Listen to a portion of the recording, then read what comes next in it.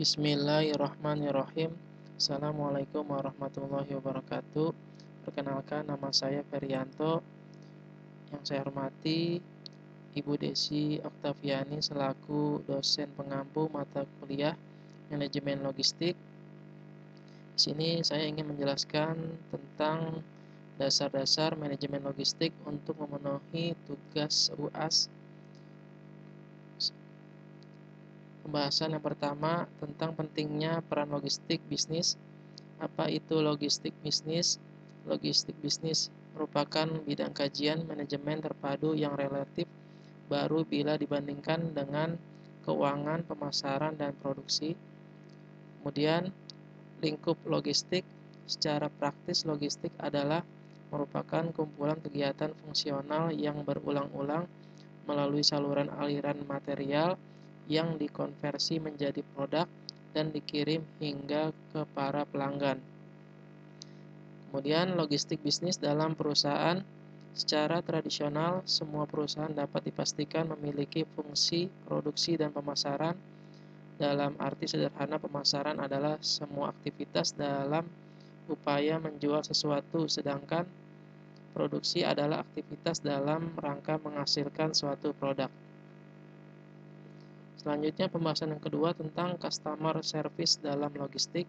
Pelanggan adalah pihak yang menuntut perusahaan untuk dapat memenuhi standar mutu tertentu, dan karena itu sangat memberikan pengaruh terhadap kinerja perusahaan. Yang harus menjadi perhatian adalah pelanggan harus dipandang sebagai yang pertama, orang yang tidak tergantung pada kita, tapi kita yang tergantung padanya. Yang kedua, orang yang membawa kita kepada keinginannya.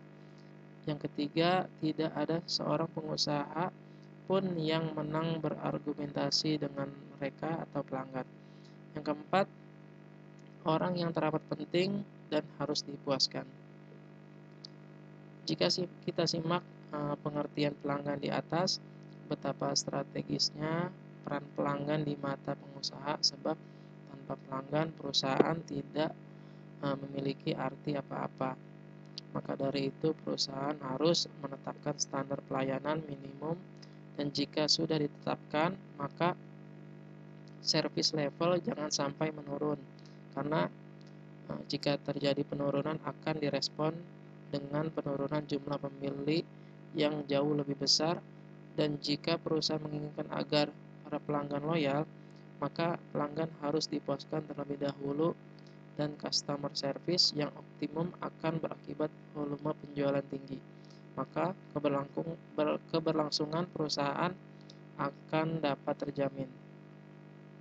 Selanjutnya, pembahasan yang ketiga tentang transportasi dan logistik.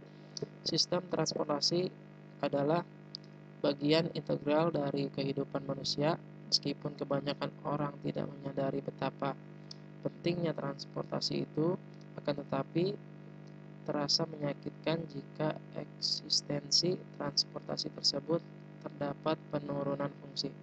Misalnya, sistem transportasi yang dimiliki perusahaan sangat lemah, karena itu akan berdampak pada terhambatnya pengiriman produk ke pelanggan. Demikian juga sistem transportasi yang dimiliki negara atau daerah, misal tingkat atau indeks kemantapan jalan raya pada suatu daerah masih rendah, akan berdampak terhadap rendahnya mobilitas penduduk serta arus barang yang masuk dan keluar menjadi terhambat, dan pertumbuhan ekonomi daerah tersebut akan melambat. Jadi untuk transportasi ini perlu didukung oleh jalan raya seperti jalan tol agar pengiriman lebih cepat dan tepat waktu. Selanjutnya, pembahasan yang keempat, mengelola persediaan dalam rantai pasok. Jika kita simak neraca sebuah perusahaan, terlihat jelas bahwa persediaan adalah termasuk salah satu harta lancar atau current asset perusahaan.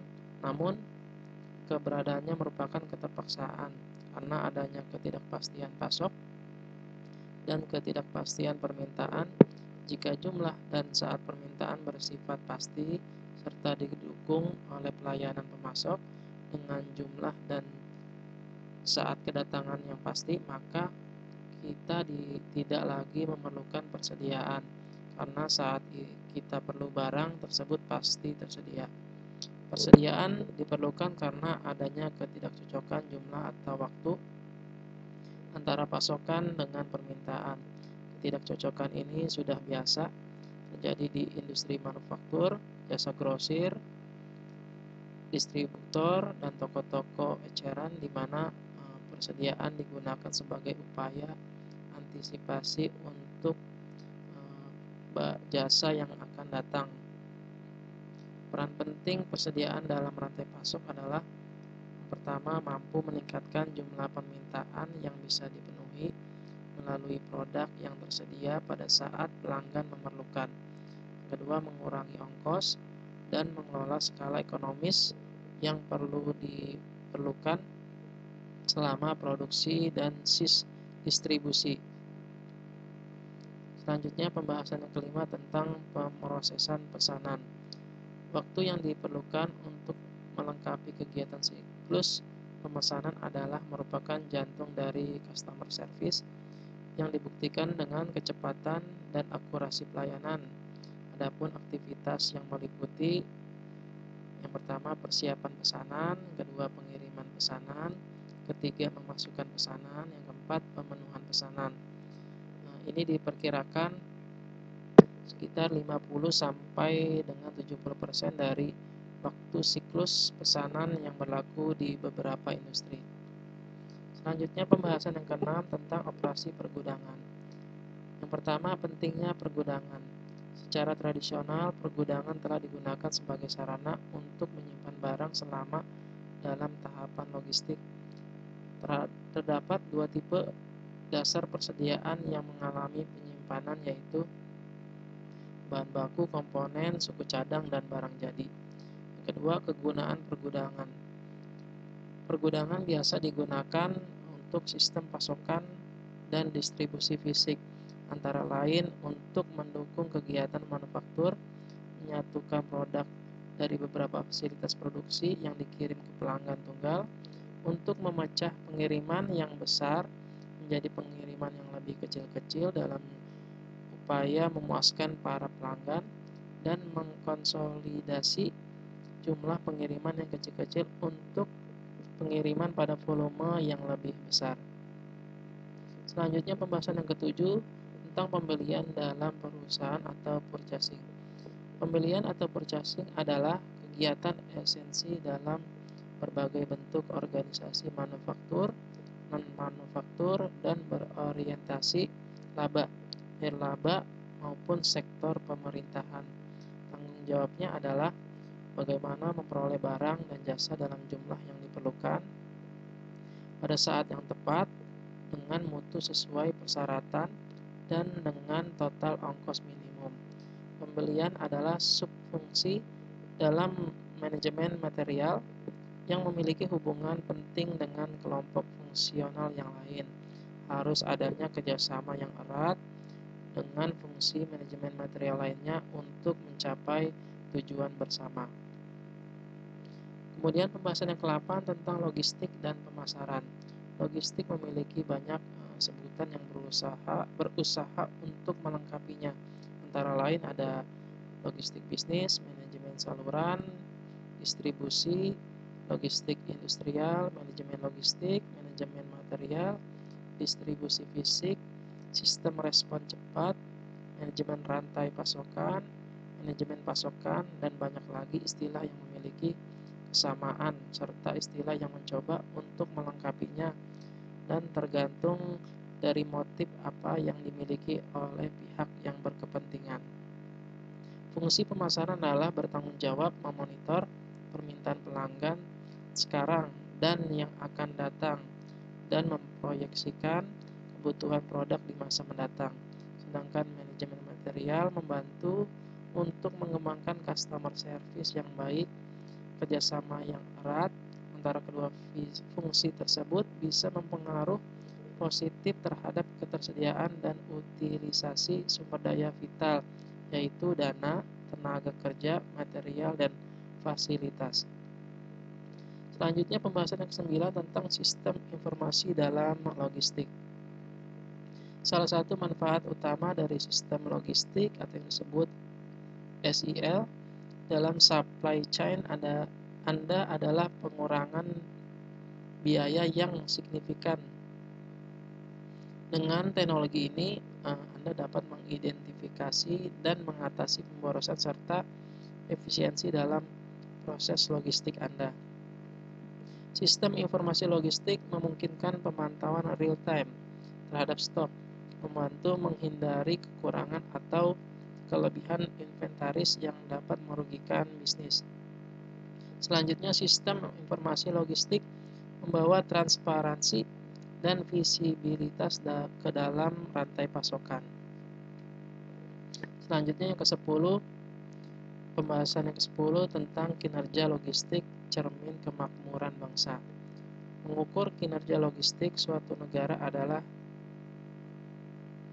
sudah terbiasa menggunakan Logistic Performance Index atau LPI, yaitu digunakan untuk sebagai alat pembandingan interaktif yang dibuat untuk membantu negara-negara dalam mengidentifikasi tantangan dan peluang yang mereka hadapi dalam kinerja logistik dan perdagangan.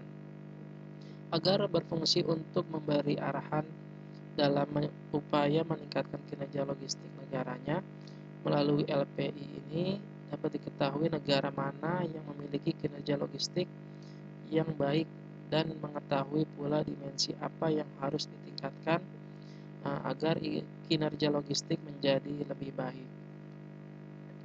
Baik, itu saja materi-materi dari dasar-dasar buku manajemen logistik. Inti dari buku-buku dasar manajemen logistik yaitu kinerja sebuah korporat baik manufaktur maupun jasa kebanyakan diukur dari beberapa dimensi yang biasa disebut 7T, yaitu tepat produk, tepat jumlah, tepat kondisi, tepat lokasi, tepat waktu, tepat pelanggan, dan tepat ongkos. Upaya untuk mencapai 7T ini senantiasa menjadi persoalan yang tidak sederhana untuk dapat diselesaikan. Buku-buku dasar manajemen logistik ini dapat dijadikan referensi baik bagi mahasiswa yang sedang mempelajari logistik maupun para profesional